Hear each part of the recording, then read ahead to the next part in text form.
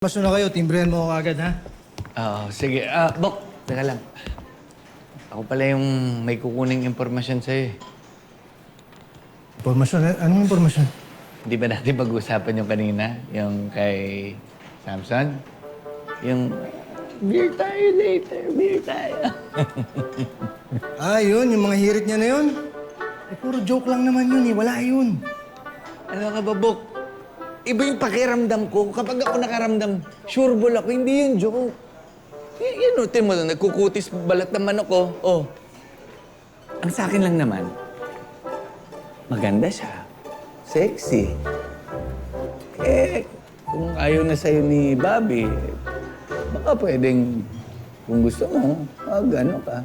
Bok, kailangan lang ni Bobby ng space and time.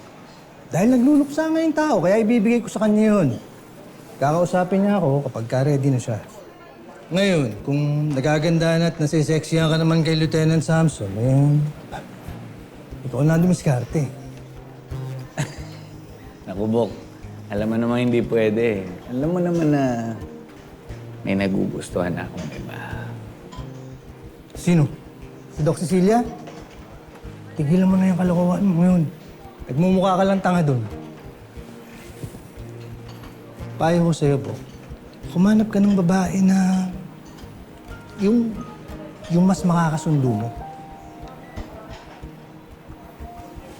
Sige na, tatrabaho pa ako. Iwan na kita dyan.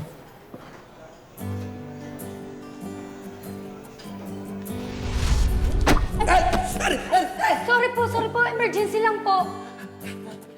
Oh.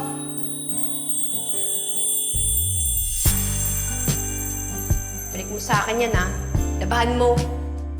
Kung asar ka na sa akin kanina, bakit mo pa ginawa yun? Alam mo, siguro bobo ka lang talaga.